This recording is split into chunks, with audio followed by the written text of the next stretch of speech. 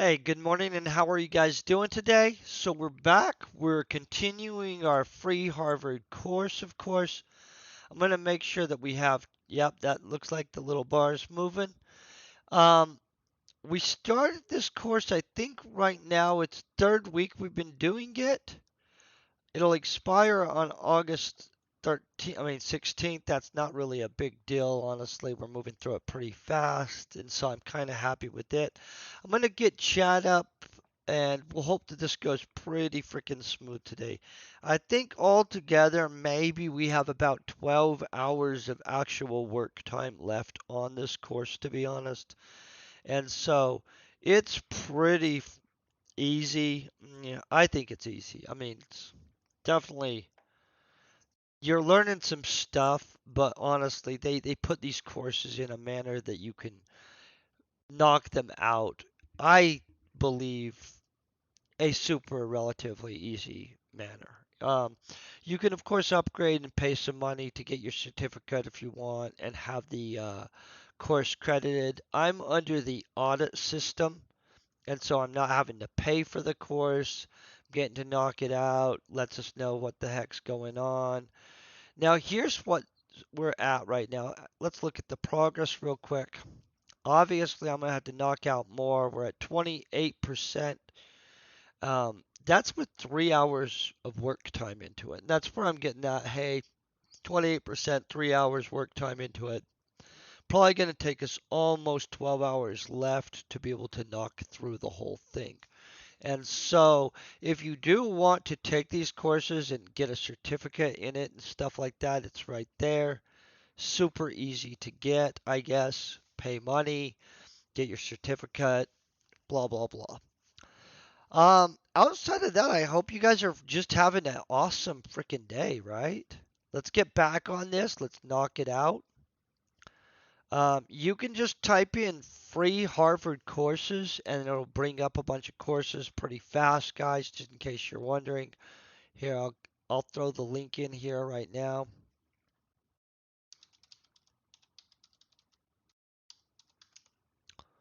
Okay, so boom, you go like that, free Harvard course. Here's the catalog. And so it's super easy to get signed up for one of these courses if you guys are ever want to, just so you know, okay? Um, Outside of that, it's a pretty nice day. There was rain here in Colorado, well, where I live in Colorado. I love the rain, so okay, so here's what's going on. Now we're looking at misdiagnosing. And this is something that does happen. Adaptive challenges as a technical problem. So we haven't listened to a video on that, I don't think. Or maybe we did and it was last night.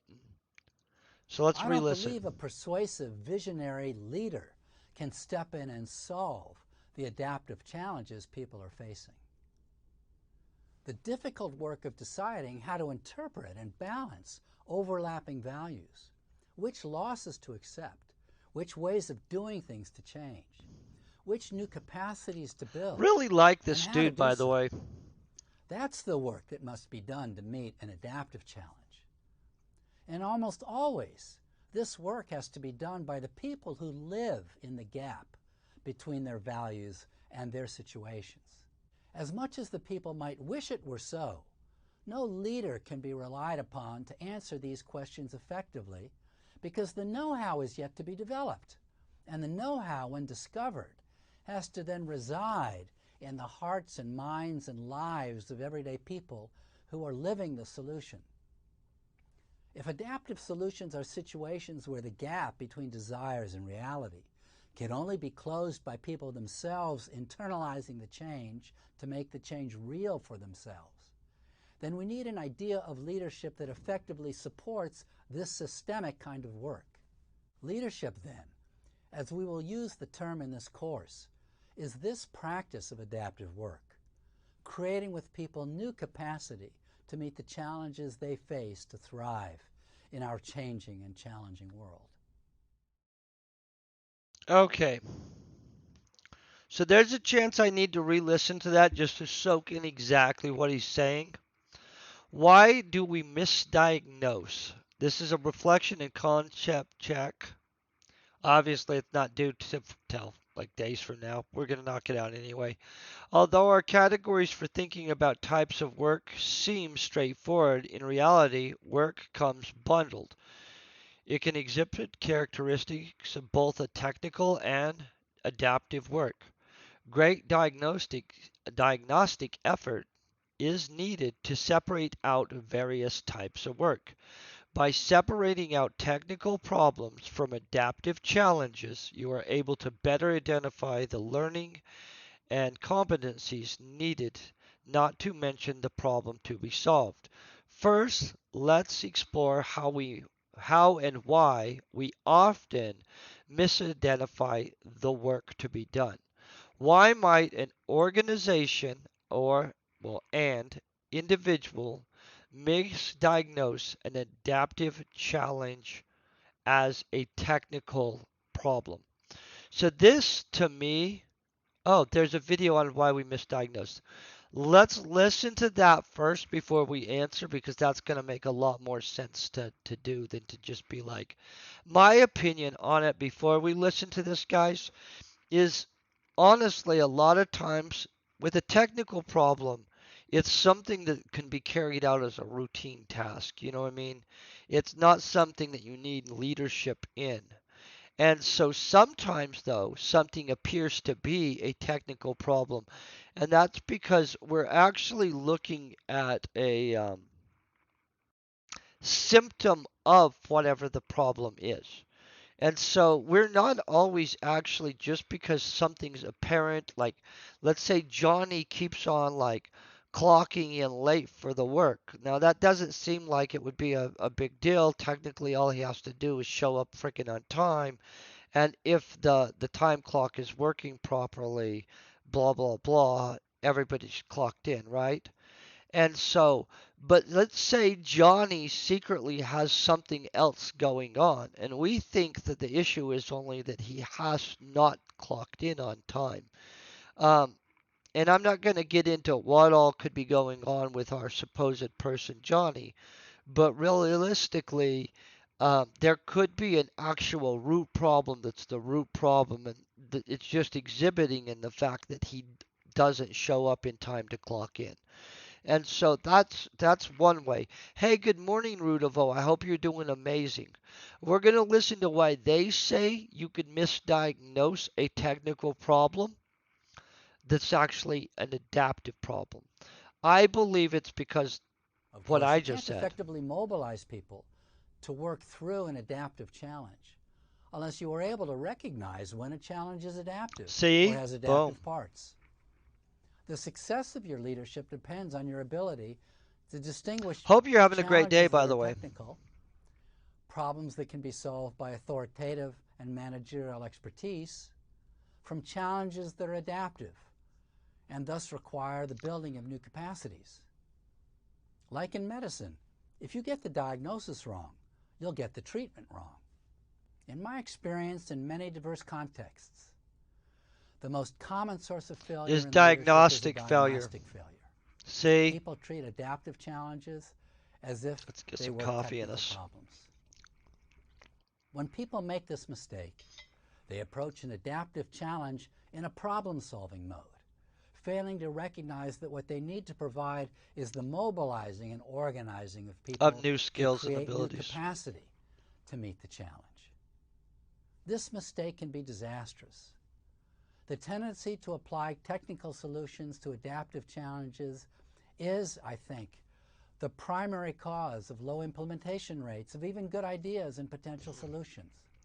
For example, when doctors recommend exercise and diet regimens for patients, and patients don't comply. When brilliant public policy analysis performed in universities, think tanks, and government agencies get no traction. When well-considered strategic plans developed by the major strategy consulting firms get placed in a file cabinet. Or when peace is negotiated by a group of expert representatives, but breaks down when the people out in the countryside It's have to 5 in the grapple morning, with its guys, where I'm meaning in at, their so lives. waking up Though still. very costly, this diagnostic mistake is easy to make. Challenges don't come with their technical and adaptive components labeled and flagged for us. And often we are under a lot of pressure to provide solutions quickly with a minimum of disruption. So properly diagnosing the situation can be very difficult, even for people who are familiar with this distinction. Okay.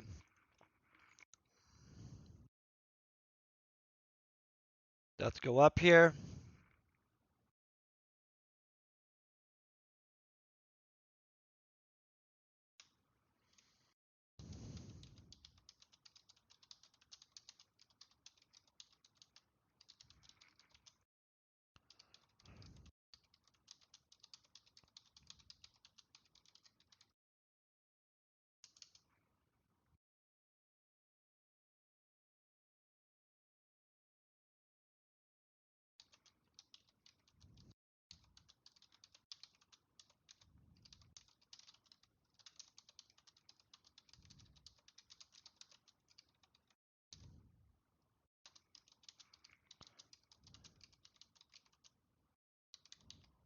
And I'll tell you guys what I wrote.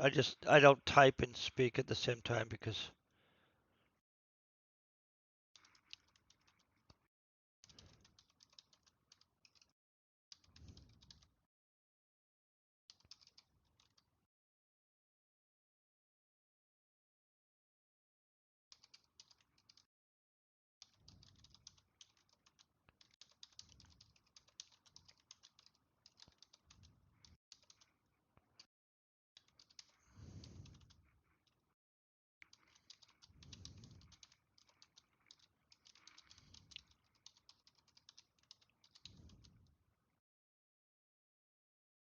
okay, so and I'll write the rest in 1 second because it can be unclear if the issue is a technical problem where one can just use an existing, and let's put the comma in there, where one can just use an existing system to correct the issue, or if it is an adaptive problem. I don't think I need that actually. Yeah, I do actually, for sure. Where new approaches, skills, and abilities must be developed to solve the issue. It can be further complicated when the problem diag, and that's really spelt wrong. Um,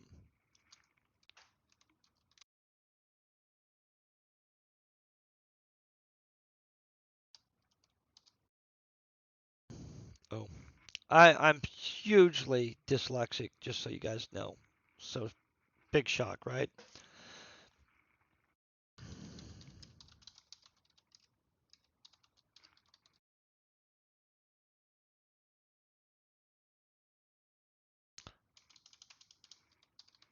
Okay, boom. It can be further complicated when the problem diagnosed is a symptom and not the root issue or cause. Okay, so that's our answer.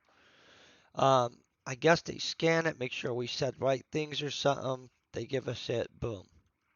Now we click to the next thing. We listen to another authority in misdiagnosing. Ready? Let's find out what we're gonna have to answer because that's important.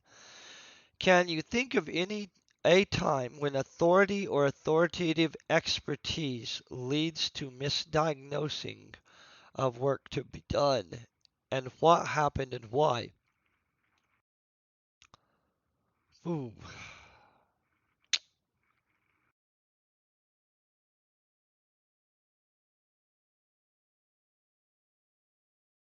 Honestly, it's 5 something in the morning, so I'm trying to think, but I don't really have something right off the bat. For Let's listen people to in this guy. positions of authority, perhaps the most powerful reason to misdiagnose adaptive Avalona's good challenges morning.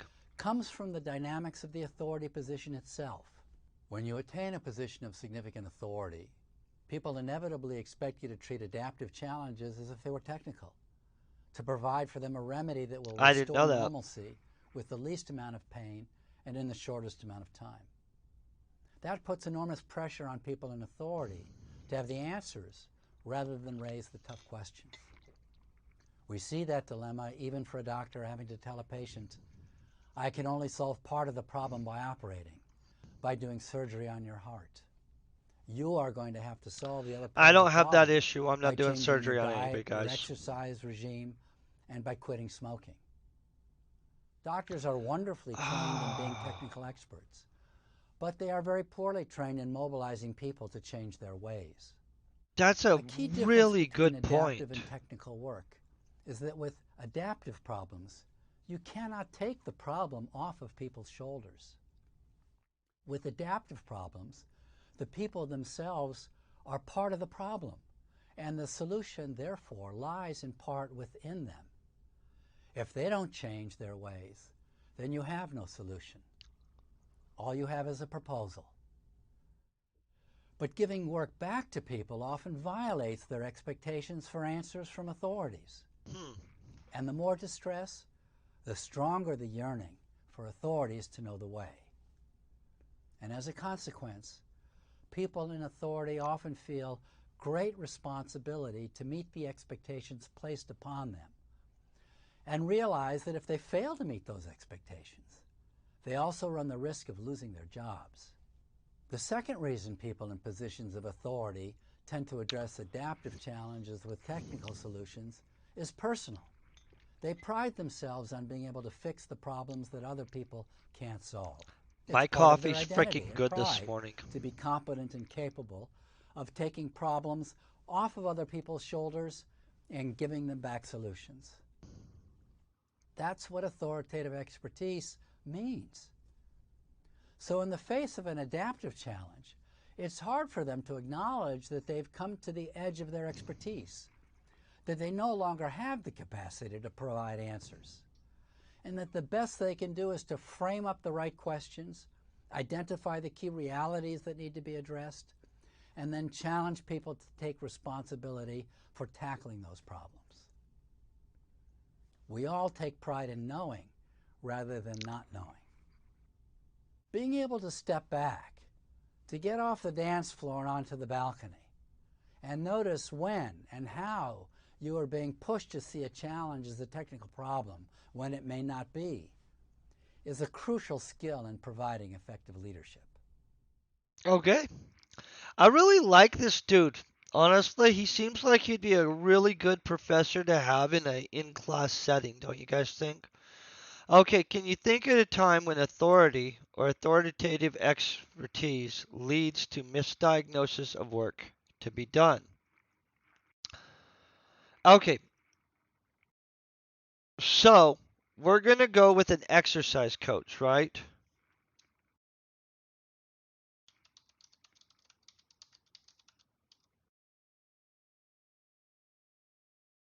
Oh man.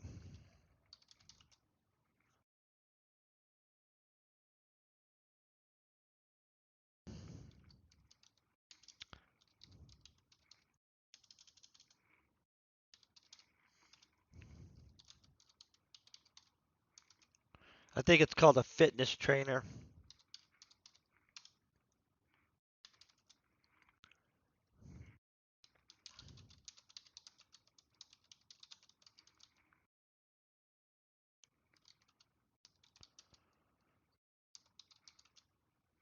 Oh,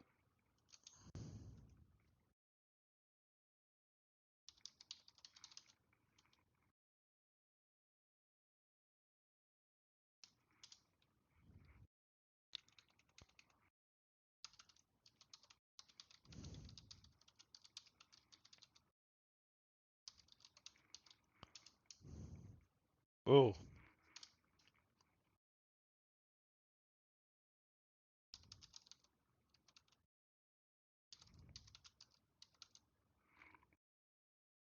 Hey, good morning, chillin' vibe. Oh, we're kicking butt on this course, guys. I'm gonna rip through it. Hopefully by next week, I'm already done with it. And then, literally, I don't know, I'm thinking our channel writes a book. Like some kind of just random novel.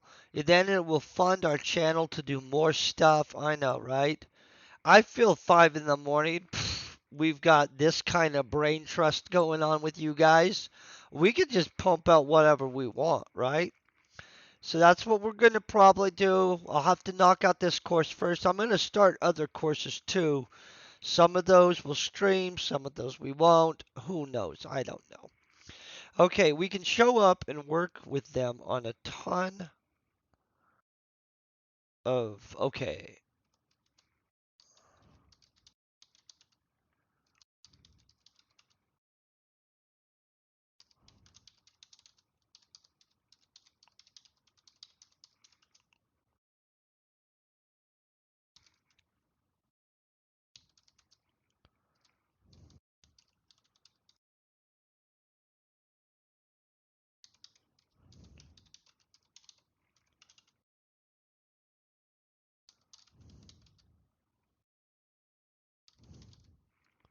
Okay, and I'll say what I'm saying.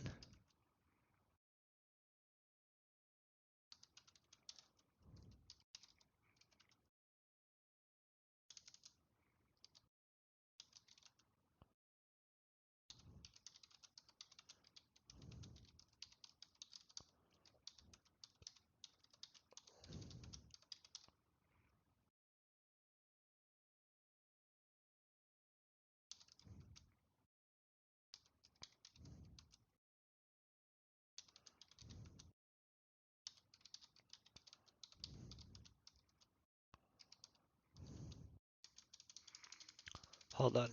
Too many D's.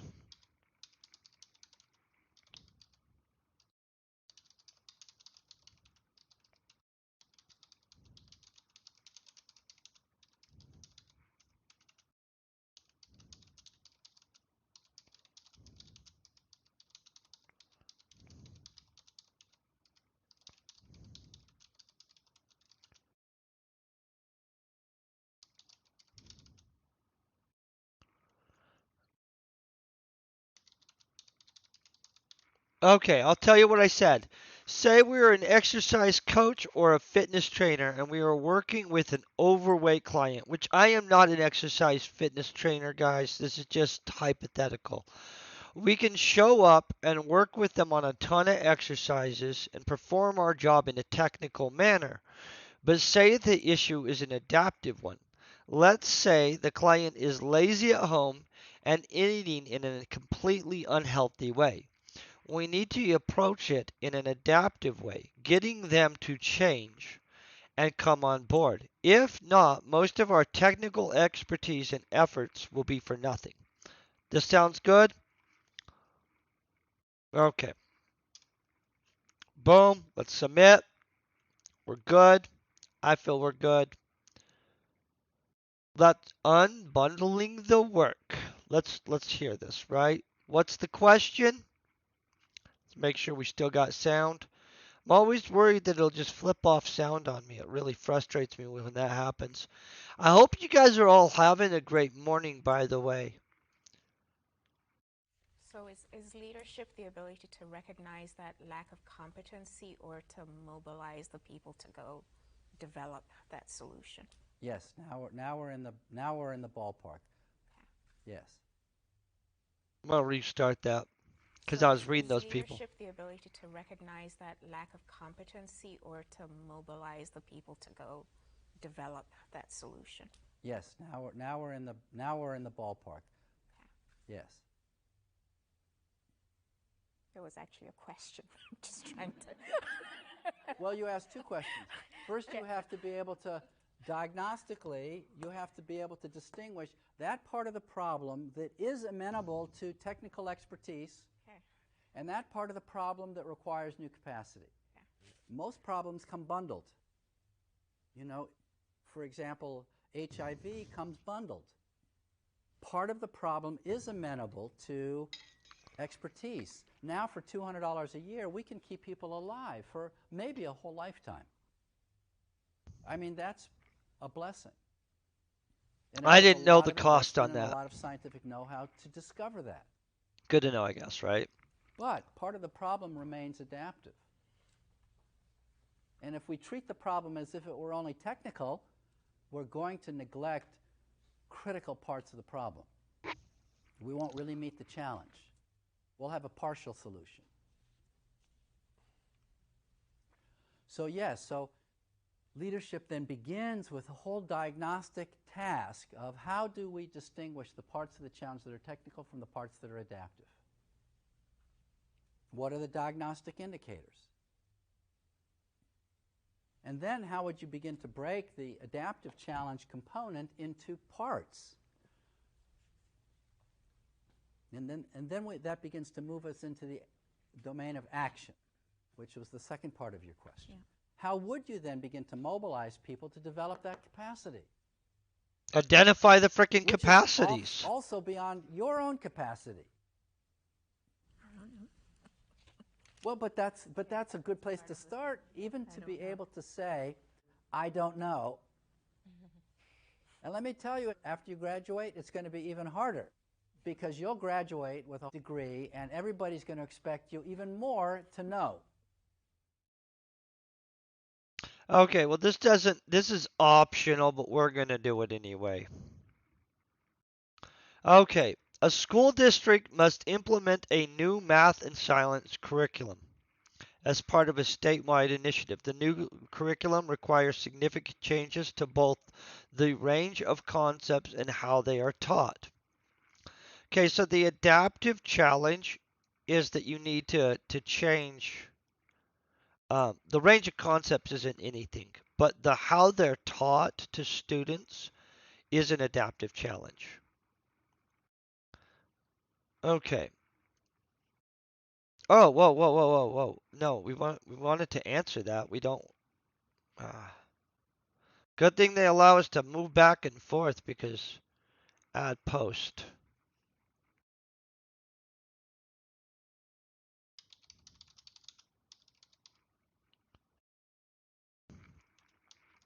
Okay.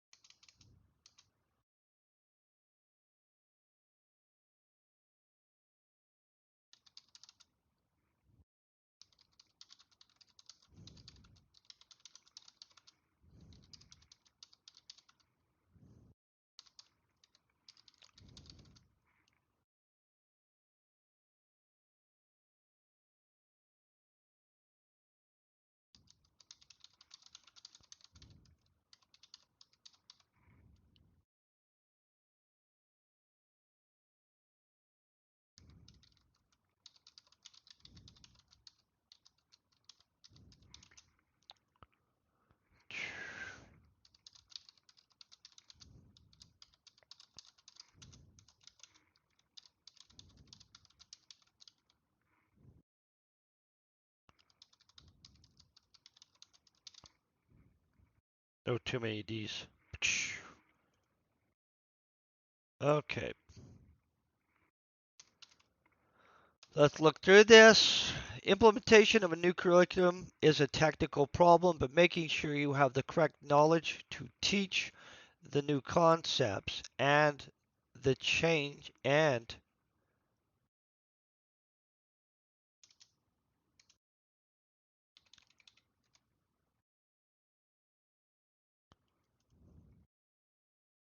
okay.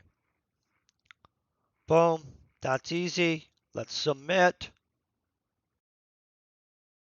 Uh, let's say can be. Oh, that didn't work at all. Boom. Oh, it doesn't. Oh, obviously, I'm in the wrong line, guys.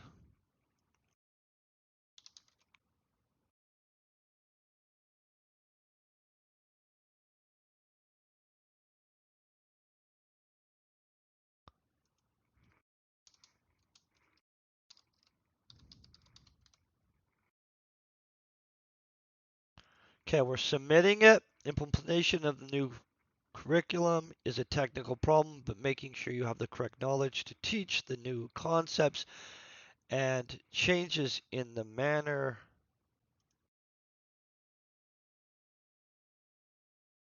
it will be taught to students can be an adaptive problem. Okay,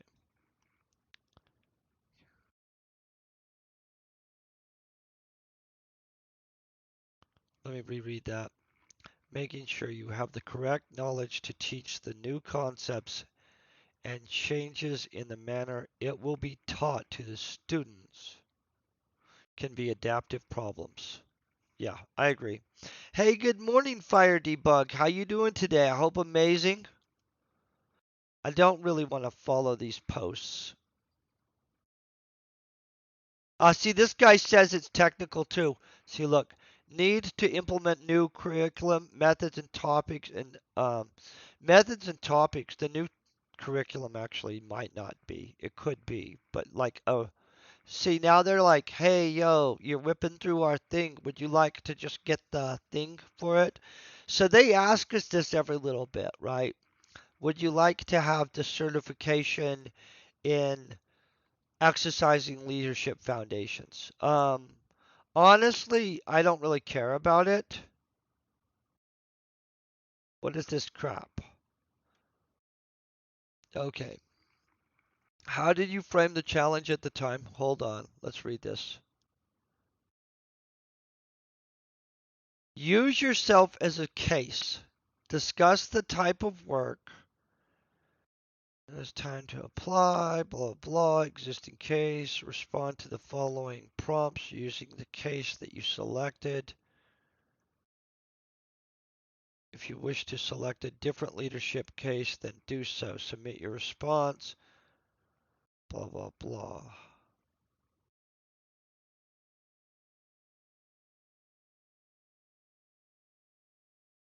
Where am I going to find this case?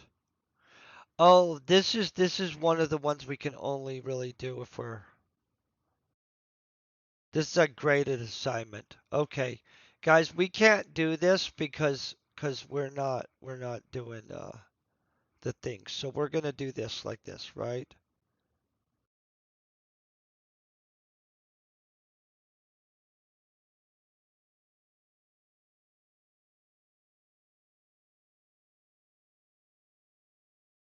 Okay. Has your understanding of work to be done changed? If so, so because we're not paying, we don't have access to the case studies.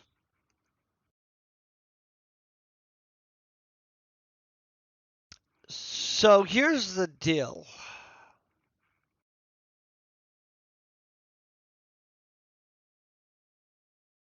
I'm gonna throw them some bombs on here. Um, because I don't need their case studies, right? I know.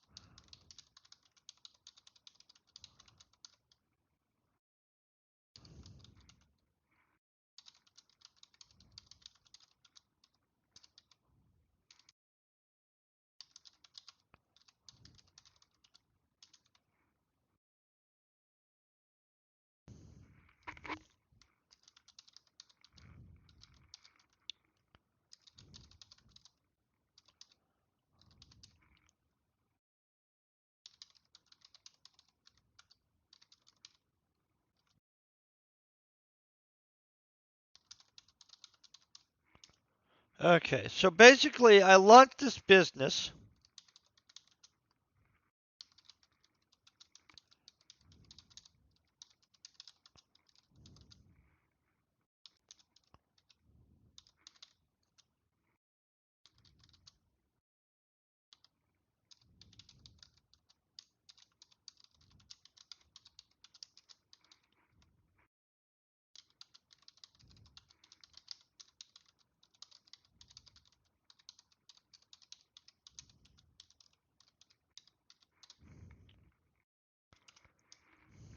Oh, okay. Boom.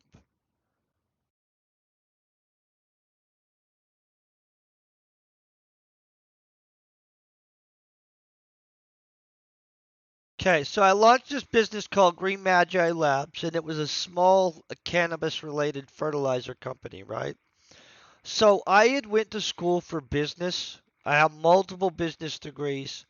I knew how to create, form, and start a company, right? The problem is with this is you only know what you know and you're unaware of what you don't know, right? I know everybody's like, "Well, that yeah, duh." I know.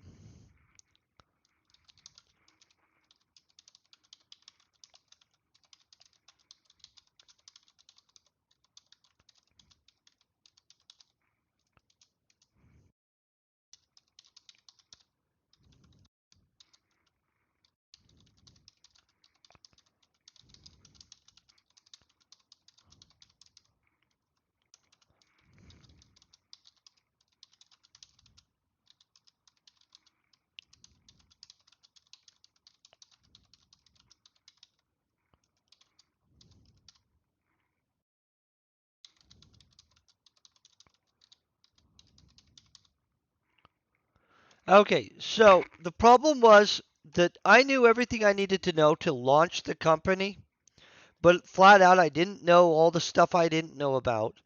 And the amount I found out I didn't know was a ton. And we were not doing well. We were failing, right? So what happened is,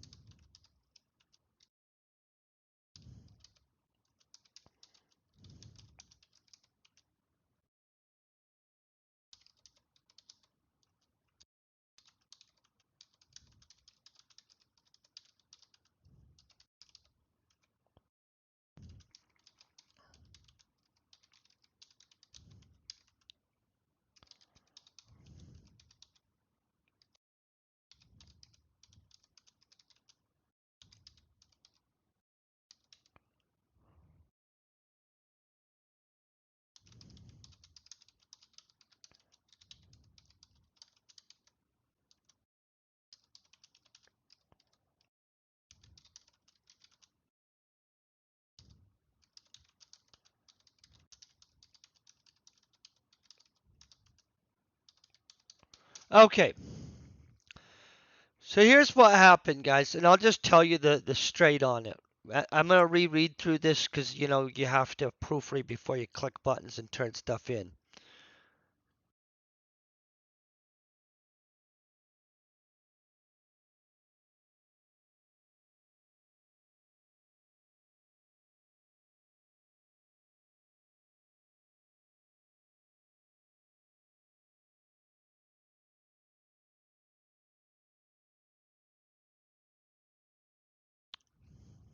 See, this is why you read through, so you don't have a bunch of typos. So let's read through.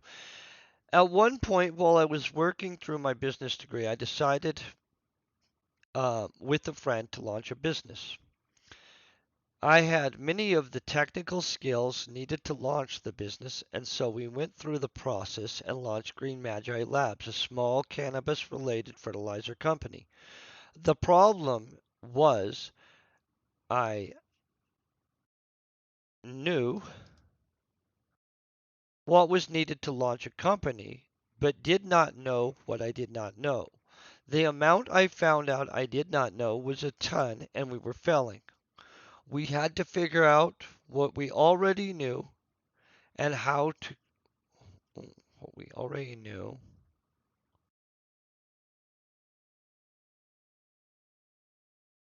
We had to figure out.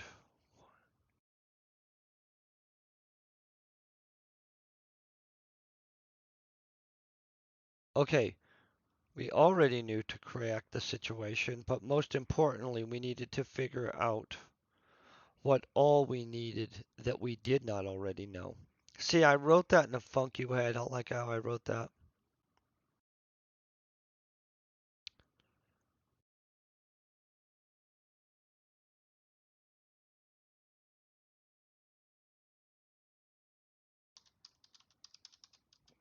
Okay, we had to figure out not only what we already knew how to.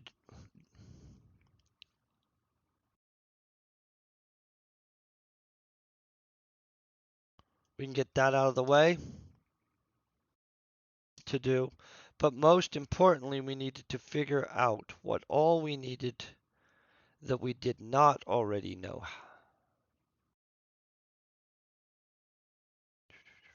Really, that sentence bugging the crap out of me.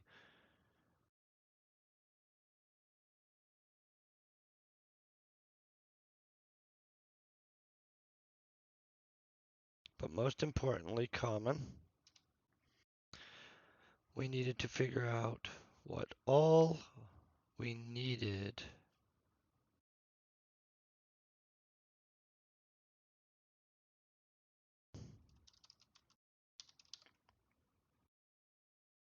Okay, there, that's fixed.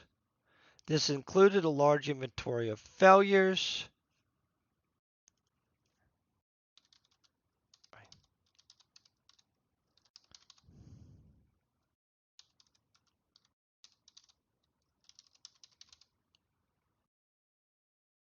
Okay, boom, boom, boom. Submit post. Boom.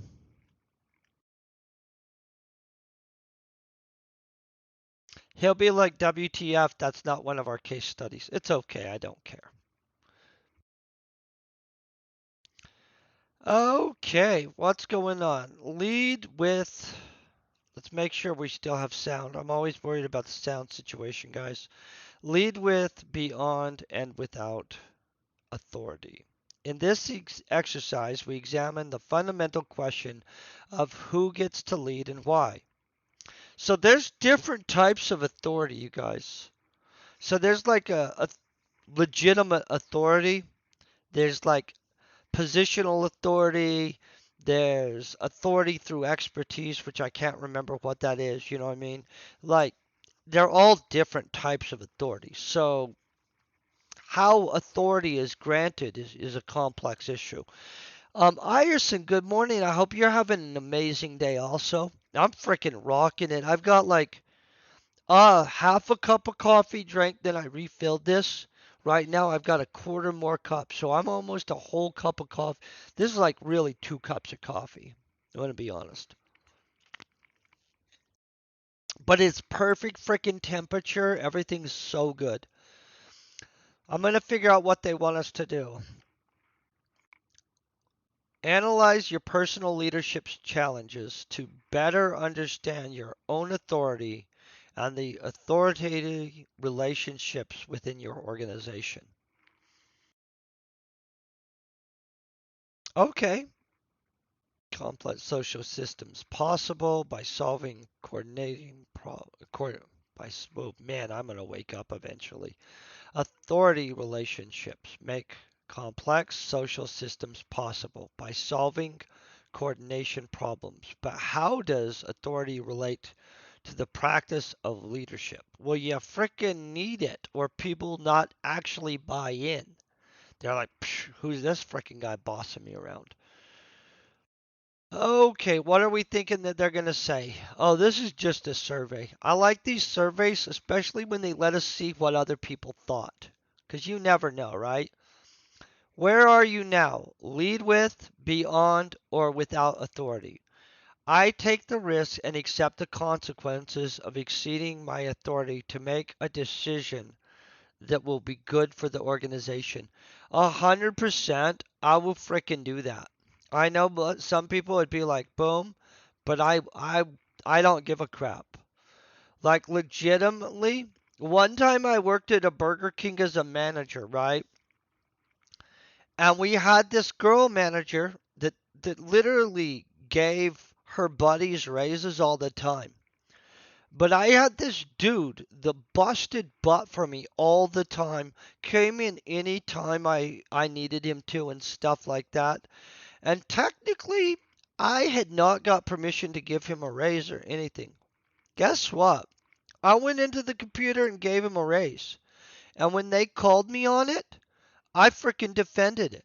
And guess what? He kept his frickin' raise. Yes, was I in trouble? I don't give a crap. But you know what? That dude was super all-star, a good employee, and deserved the frickin' raise. Guess what? He knew that happened.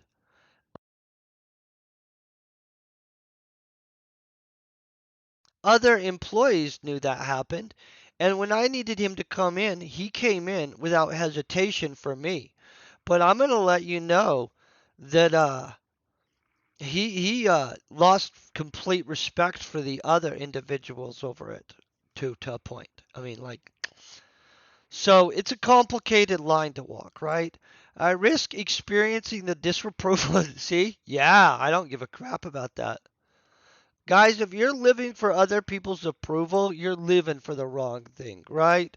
At the end of life, I hope to God none of you are thinking back, wondering if everybody had consensus on everything you did. Honestly, if you are feeling good about what you did, go do it and commit fully, right? Because it's like this. It is better to be fully judged for who you are than to be judged for who you pretended to be. That is legit one of the simplest things you can learn. Be who you freaking are because you'll be judged for whoever you ended up being. So that could be the fake you that you are to make everybody happy. At the end of time, that's how you're going to have lived. Be you, straight up. I moved away from long held positions when a change of direction. Oh, yeah, I've had to adjust my attitude on all kinds of stuff. I treat resistance as evidence that a hard problem is being addressed. Honestly, that's pretty much true. That's that I tell everybody you gotta get mastery of eating pain because that's where you grow, guys. This is probably just proving that I'm crazy right here, but let's just move forward on it. I stay open to alternative actions when I am clear about what to do. Hmm. When I'm clear about what to do, um, and people don't do it, it does piss me off. But if they came up with something better than me, I'm okay with it. So, I agree. I agree. I'm not as strong on that one. It's a mixed bag. So, if somebody is constantly undermining what I said to do because they just blah blah blah, I'm gonna eventually tell them, hey dude, come to me before you do this crap because I'm not okay with that. Um, but in all honesty, I've met people that they come at a situation in a better way than me, including like, well, even on streaming and stuff like that. There's the way I do it, and then I look at a lot of how other people do stuff, and straight up, I know I'm not their boss on stuff and stuff, but sometimes you can even give somebody a suggestion and they'll take it just slightly different, and you're like, whoa, man, I wish I would have thought of that. That's freaking awesome. Um, I act above my pay grade. I don't have a pay grade, guys.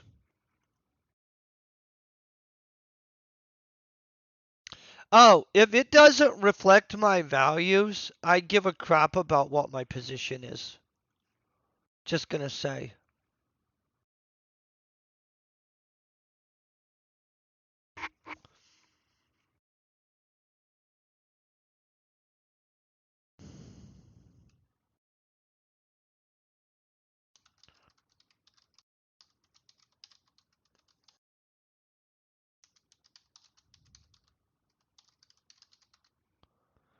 Okay, so I already know I'm able to lead without positional authority because I've literally done it before. So that's actually one of the things that's super.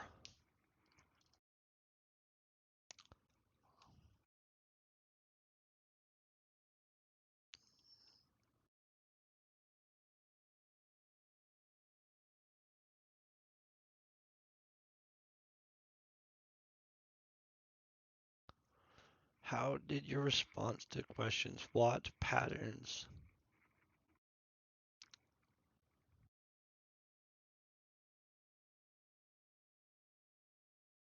Oh, look at this. This is really freaking interesting. Most people are in the agree. These people are lukewarmers, guys. Most of this class from this Harvard class, they're lukewarm people. This is too much middle grounding right here. People should be, yeah, I'm not even going to say.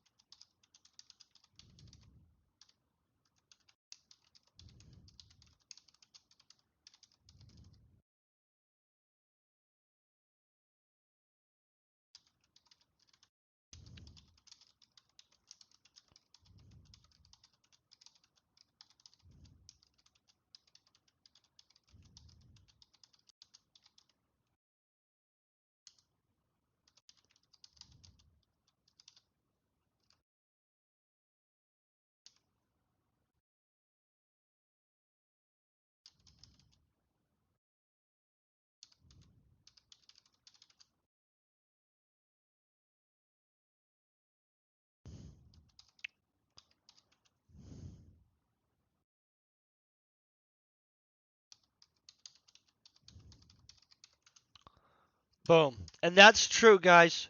So straight up, if you're able to develop trust with people that you work with, you can literally override pretty much anything that you can imagine. And I mean, I know that might sound naughty to some of you guys.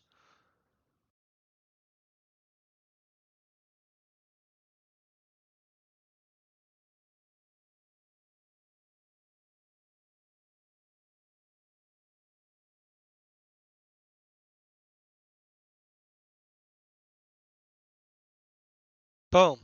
And that is my answer. They can check that all they want. I'm okay with that. Guys, this hour is flying through. So we're going to listen to this real quick, find out what's going on. This says it's 0 seconds. I don't know how that's going to. Oh, All of this is beginning to help us explain why we see so little leadership from people in authority. this is true. So, how would you disappoint people at a rate they can stand? And that becomes a very practical and, in fact, That's. common I question don't in the like how practice that of is. leadership. Because if people expect you, particularly if you're trying to lead from an authority position, if people expect you to know, but you're saying we I don't don't need know, the authority and in position. fact, you're part of the problem. My surgical Boom! handiwork can only See what solve I'm part of the saying? problem in the operating room by giving you new vessels to your heart. But the other part of the problem remains in you. So let's step back then and focus on trying to understand the nature of authority. And put the term leadership let's put it on the shelf for right now. Because leadership almost always gets practiced in some social matrix, in some social setting in which there are authority relationships. It's like the turbulence and the gravity that you have to take into account if you're going to fly. Leadership is usually practiced in some context, even if you're leading without any authority. See? Because you You don't still need need it. to understand that you're leading into a social system in which there are authority structures and authority relationships. So let's put leadership aside and just try to understand the nature of authority. Mm. Okay, so because it is 5:58, let's see, we have 2 minutes. How do you define authority? What does it consist of?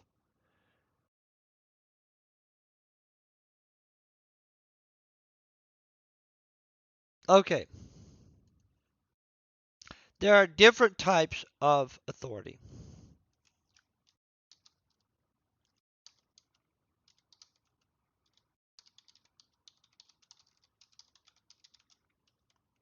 Oh, let's click that. Boom.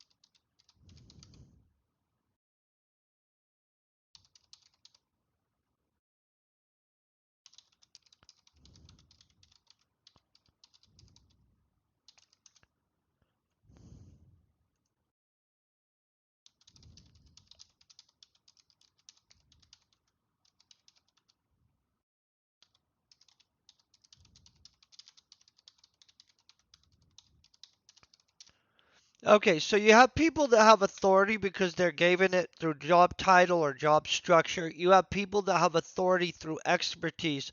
And that's like if somebody's having a heart attack and somebody says, I'm a doctor, all of a sudden, because of their expertise, we're going to defer to them um, as an authority. And then you have authority through consensus.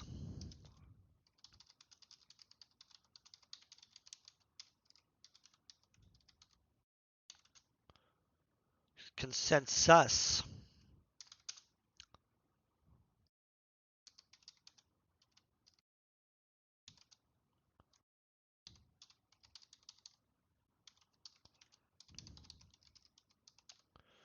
There's other ones too, guys. So this is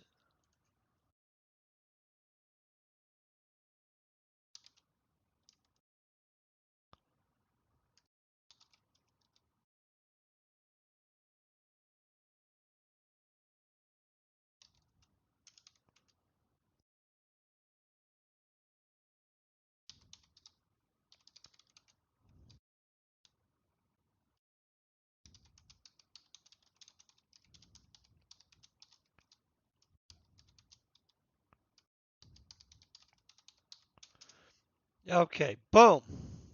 Directives. Yep. Okay, so I'm saying that there are different types of authority. Some people have authority, have positional authority through a job structure or a title. Some people have authority through expertise, like a doctor in a medical situation. Authority, hold on 1 second, let's fix that. Go back here.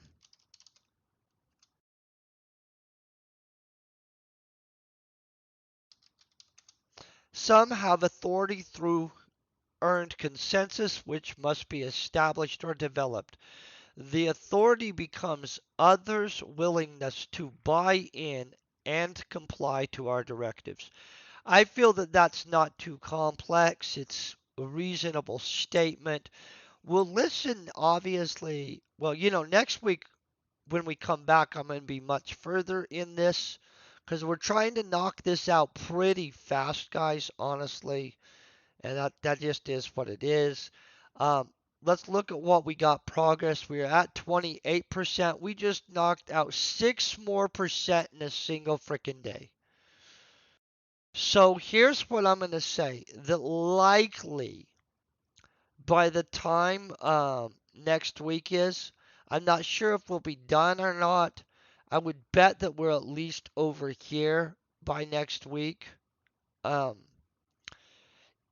Whenever we finish this up, I think that I'm going to, I don't know, but I really do think we should write a book. Probably some kind of little skip it out. I already created an account on Nook so that we can publish said book immediately. All whatever book money will from that book is going to go into my channel, hosting events on YouTube and stuff like that, likely in Entropia Universe, just so you guys know. Real quick, I'm going to find us over somebody to raid onto. Does anybody currently have a stream up that would like raided? This is what I'm asking. And it can be anybody. So this is who they're suggesting us right now. I'm going to go into Entropia real quick. I'm going to raid an Entropia Universe person. We'll see what Green's doing real quick this morning. He's playing his one game. We'll find somebody that's Entropian. You know, I honestly am not sure if I've raided Dry B for a while. Let's. Anybody have a preference? Let's do Dry B, guys. Boom. Raid and Dry B, guys. I want to say thank you guys so much for hanging out, being freaking epic. You guys are all amazing. Tomorrow we'll be learning Italian in the morning. In the afternoon, we'll be playing Entropia Universe. You guys have an epic day. Peace and very best wishes.